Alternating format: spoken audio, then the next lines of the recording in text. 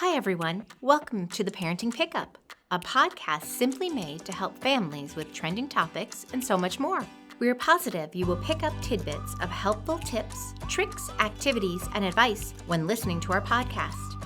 I'm your host, Kara. And I'm also your host, Ashley. Thanks for listening. We're excited to have Kate Wessinger join us today. Kate is an early childhood mental health specialist. Welcome, Kate. Happy to be here. Really excited to have you here with us today. Tell us why children bite. There are two main reasons that children engage in biting behavior. The first is biting due to oral sensory reasons. The second is biting due to a breakdown in skills under stress. Those main skills are emotional regulation skills and communication skills. So we can kind of think about it like this. Biting is, unfortunately, a super effective strategy that children resort to because when they experience big dysregulating feelings, their brain's language center naturally takes a back seat. That's part of the neurobiology of how the human brain works. So biting signals, "I was here first," or "I'm so mad." Even though the child might be able to say these phrases as a problem-solving skill when they're regulated, they can't access that skill when they're in a lower center of the brain, and thus they resort to physically signaling their overwhelming distress with biting. Makes a lot of sense. I never thought about it that way. Yeah, it's a little bit of how the brain works. At what age is biting most prominent? It might be helpful to go through the major age groups, actually, because we always need to view a child's behavior through the lens of development, and kids can use biting behavior at any age, really. So is it okay if we go through it that way? Sure, absolutely. All right. So let's start at the beginning. So biting in infants. Biting in infants is mostly mouthing, right, which is discovering the world. It's also mostly pain relief. That's teething or illness. That's how babies can express they're in pain. There is some mixed communication in there too, which is usually communicating, "Pay attention to me." So as an example, I know a family who's 14-month-old, so this usually happens with older infants, but 14-month-old figured out it was really effective to bite mom or dad when they were busy making dinner, because that was the "pay attention to me" signal, right? So in infants, that's what will mostly come up for biting.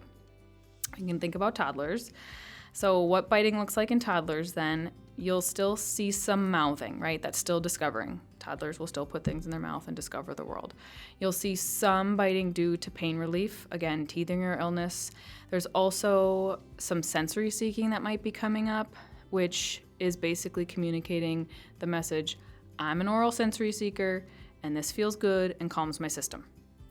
But biting in toddlers is mostly due to communication breakdown. So that's signaling, "I can't handle this. I have no other skills to use in this stressful moment." A lot of examples are really going to make sense to people. It's, "Give that back. I was there first." That's usually what biting is signaling with toddlers, those communication breakdowns. And biting still does happen in preschoolers, so we can think about them too. There will be some biting due to sensory seeking. Again, that's the child who's saying, "I'm an oral sensory seeker, and this feels good and calms my system." There's also mostly going to be that breakdown in emotional regulation and communication signaling like we talked about. So again, this is a child in preschool who might be biting that's basically signaling, "I can't handle this. I have no other skills to use in this stressful moment." Again, that's the "I was there first. Give it back.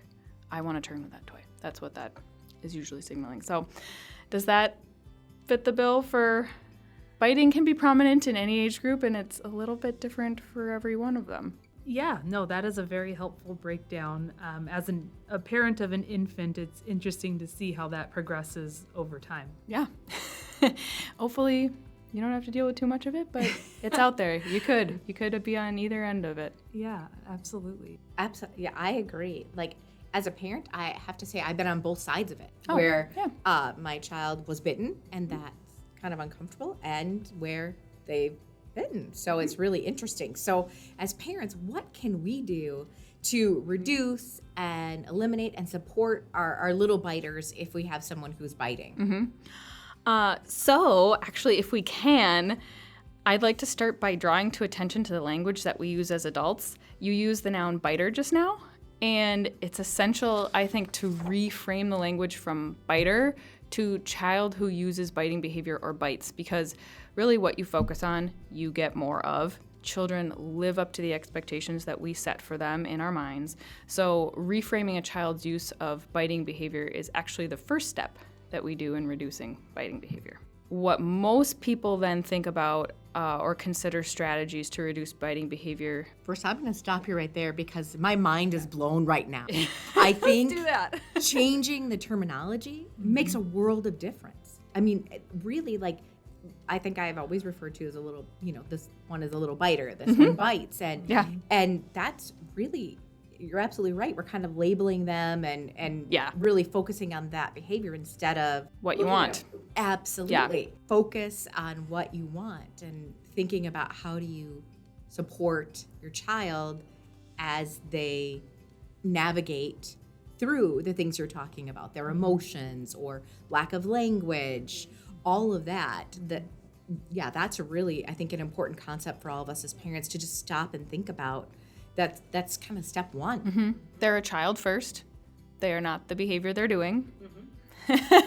Absolutely. And they're having these moments, and that helps us then really to use the strategies that we can think about together, because we realize it's, like we said, biting due to oral sensory, or probably biting due to those communication breakdowns or those emotional breakdowns. So it's a different reframe. Thanks for being willing to share that moment. Of course. That is a helpful reminder for all of us parents out there. Your child is your child first, not their behavior. So going forward then, so what are those common strategies that people are really thinking of besides the reframe, which is huge? If we were thinking about reducing biting behavior due to sensory reasons, so let's say you have a child who's doing a lot of biting because you think it's the oral sensory piece, supervision is going to be super helpful. Obviously, that's the main strategy, is just supervision, so you can intervene. And what you'd be intervening with then would be a safe oral sensory option. So that would be a chewy, a teether, a pacifier. And depending on how effective that is, also, your strategy would be to consult with an occupational therapist, especially if intensive biting persists as a toddler or a preschooler or even in an elementary age child, because they're going to need maybe extra support for that, and that's what that support looks like. It's out there for you. That's great to know that there are supports if you need that. There totally are. Absolutely.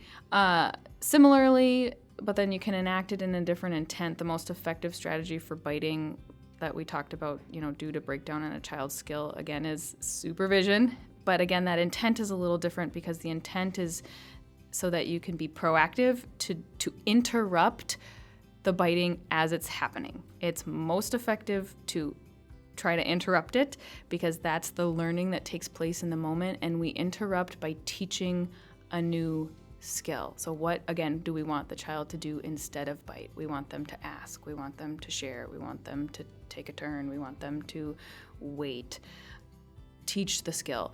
If the biting has already taken place, then we help the child regain calm, repair, and then still teach that missing skill. It's just going to happen as a repair on the back end instead of in the moment, which is the most effective. And so the simple general response for teaching either in the moment if you can stop it, or as the repair afterwards, is just, ouch, biting hurts.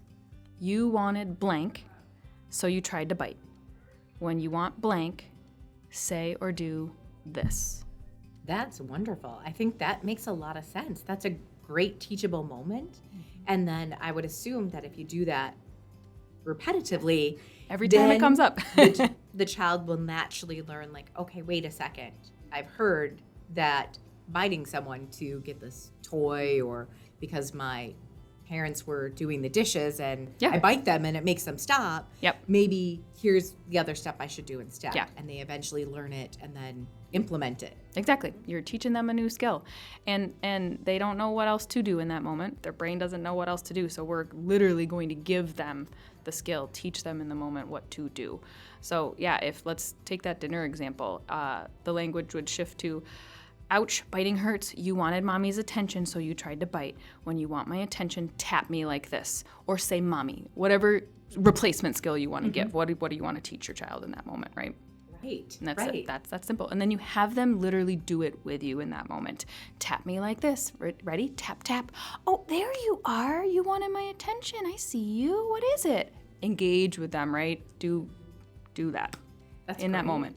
I think that's great, because I think the normal reaction sometimes is to yell and be really frustrated and say things like, why do you continue to bite? Like, that's the natural. So having kind of this template of what you can say and repeatedly say when it happens, I think is really valuable and helpful. Yeah, you got it. So ouch, biting hurts.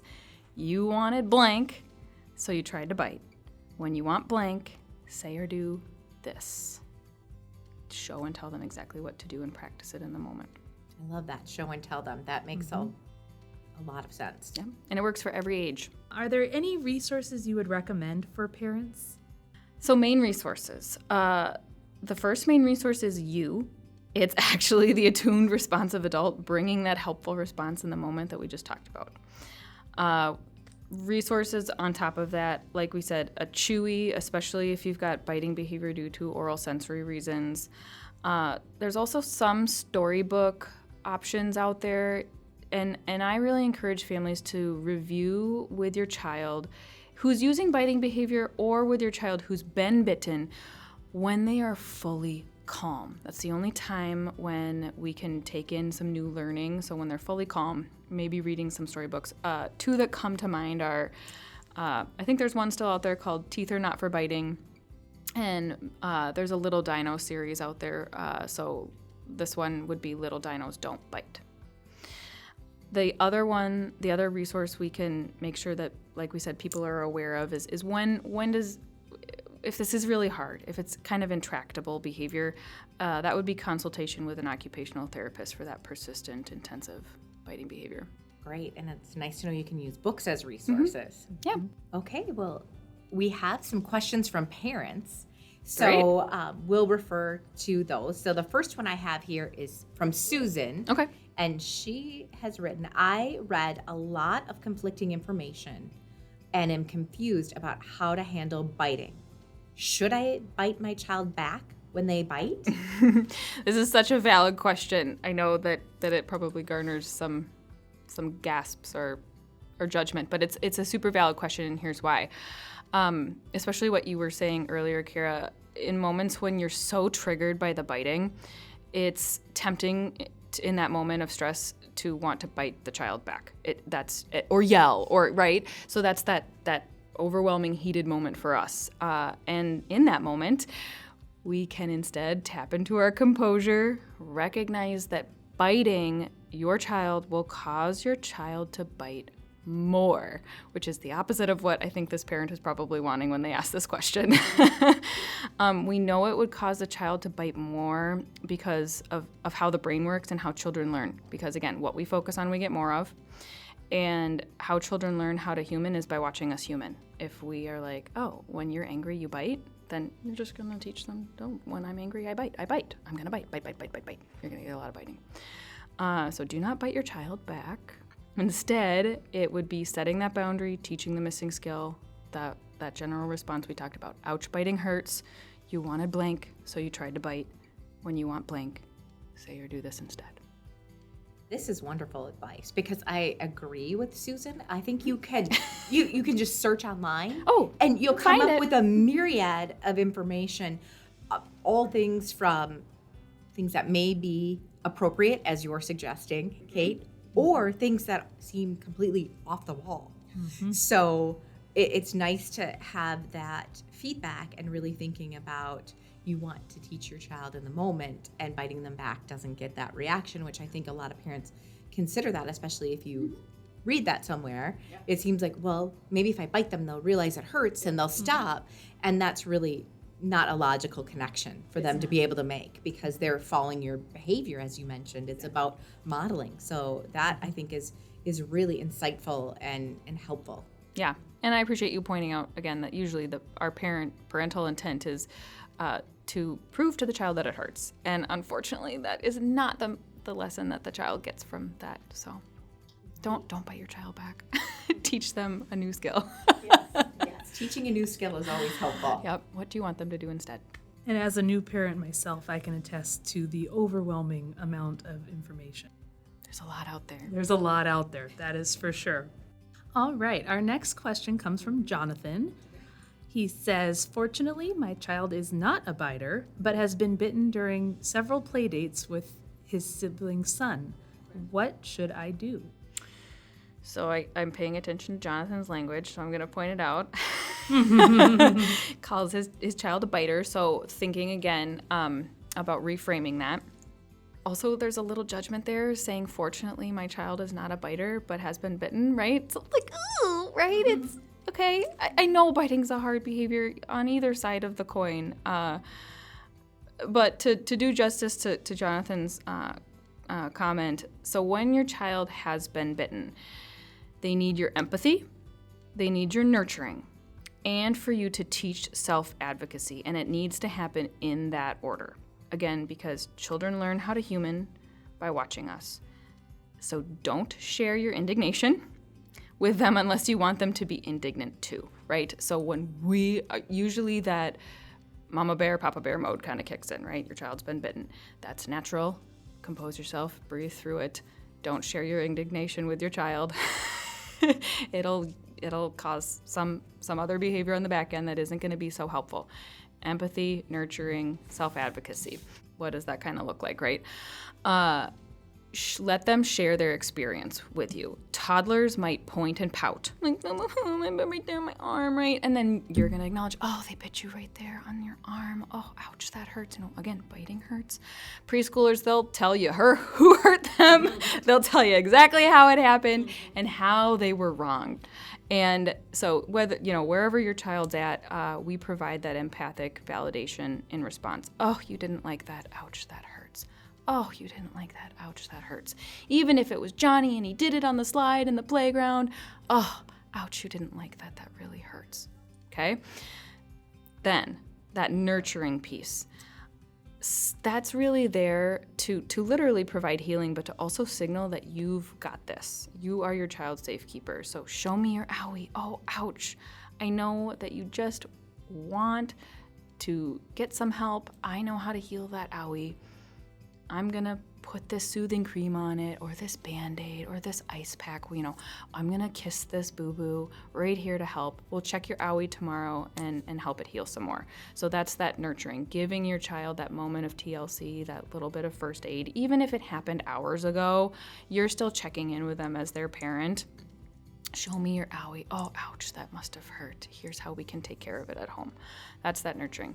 The last part is teaching the self-advocacy, and this is going to be hopefully super helpful to parents like Jonathan who really can be on the lookout for this piece of the strategy so that their child doesn't get stuck feeling like a victim in life. So we don't want to overshare our indignation about the biting happening, and we also don't want to allow them to feel stuck like a victim. So teach your child the self-advocacy so that they can use it with their peers who might be using the biting behavior. Again, Jonathan said that their child doesn't do the biting. So when you teach your child that self-advocacy, it ends up helping the child who does the biting behavior, again, because we know we're teaching a skill. So it helps that child shift away from using hurtful patterns in the future to reduce your child continuing to get bit. So I guess some examples we can think of for what this would sound like. So if it's preschooler, if you have a preschooler, that self-advocacy might sound like something like, next time say, I don't like it when you bite me, ask me for a turn, and I'll give it to you when I'm done. So teaching that your child to advocate by telling their peer exactly what they want their peer to do instead of bite them, right? Ask for a turn and I'll give it to you. Walk around me rather than, feeling crowded and biting and pushing into me, right? For toddlers, it's going to sound simpler, but again, still self-advocacy. No bite, say please. No bite, say move. No bite, put your, hand, turn please, right? It's whatever the biting usually is taking place around toys or sharing or space. So, yeah. So, share their experience, hear them out, nurture, and self-advocate. That's really wonderful, and I think really practical advice. If you just stop and, as you mentioned, breathe, that can help you as a parent navigate through the process for sure, and then help your child take those same steps, navigate through it as well. Right. Because again, that mommy bear, poppy bear mode kind of rears up first. And there are strategies beyond the indignation, which is still valid. None of us want our children to be hurt. And teaching them by going through these steps ourselves with them helps them know what to do in life, right? Absolutely. With their friends, because this is going to probably happen at least once. Yep. Wonderful advice. Yeah. Good for him. Here's our final question. Okay. It's from Michaela, and she wrote, "My daughter was not a biter." So there's that word again. Here's that opportunity in the infant classroom, but now that she has transitioned to the toddler room, she has started biting. What do I do? Okay, so just thinking about this, obviously we don't have all the facts. We only have what she wrote in with. I'd say this is probably biting due to stress, and that's because if it was biting due to oral sensory seeking, there's a higher chance that their child would have explored some biting in the infant room, right? If that makes sense. So biting due to stress when a child enters a toddler classroom is really common, frankly, and it's also totally understandable from the child's perspective, right?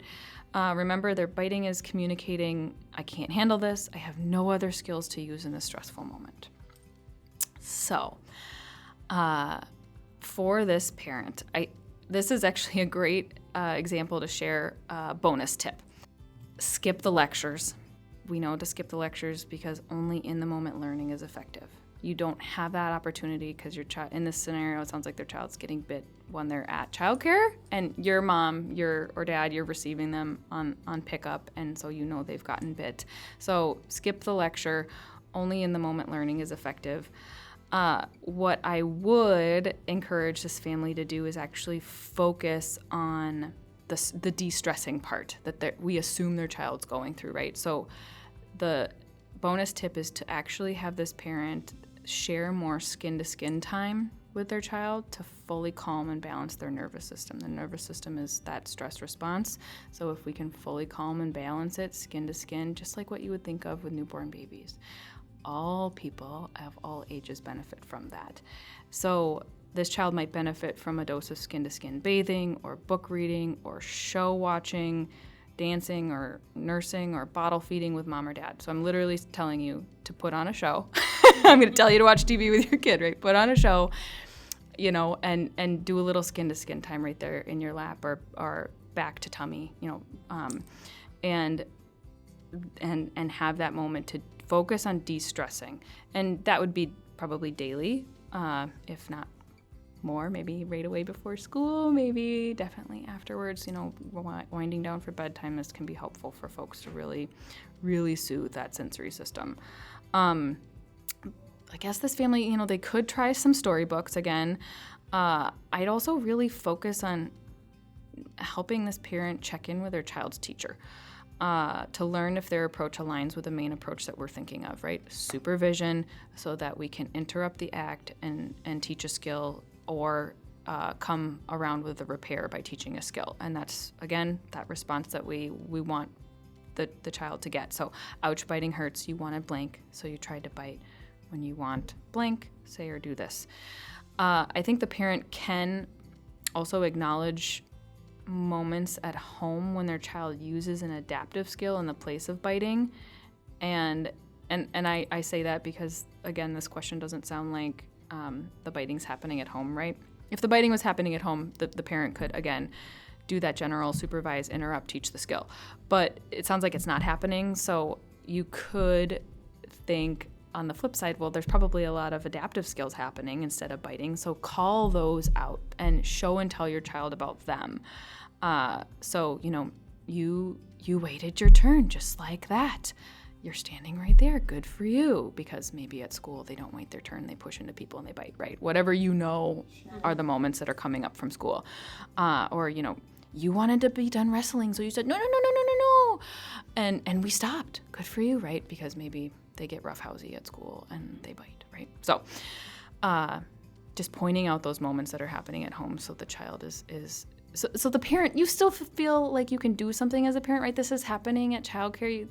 I'm assuming this parent probably feels like they're maybe less effective than they'd maybe want to be, right? And I think there's some guilt associated Sure. because nobody wants their Yeah. child to bite someone Yes, else. to Like, be hurtful. You feel guilty. Like, Maybe what guilty, can yeah. I do? Is that a reflection of me? Yeah. Oh, And no, so no. Yes. I feel like all those emotions happen as an adult Yeah. when you have a child that is exhibiting biting behaviors. They totally do. And so this kind of is an empowering strategy of you can still take those moments at home when the biting is not happening, when your child is using adaptive behavior in place of the biting that is probably breaking down and happening at school, so that you can call those moments out of, hey, wow, you are waiting, you are taking your turn, you are asking, you are getting mommy or daddy's attention, whatever moments that you can call out. That is a way to empower yourself as the parent so you don't feel so guilty and helpless. That makes sense. Well, I think I can speak for Kara and I both. We have learned a lot. So thank you so much, Kate, for joining us today. And we want to let everyone know that we will have resources available on our website that will kind of cover all the things that Kate had shared. And if you have any questions regarding today's episode, just email us at parentingpickup@nhacademy.net. Kate, thanks for being here. You're welcome.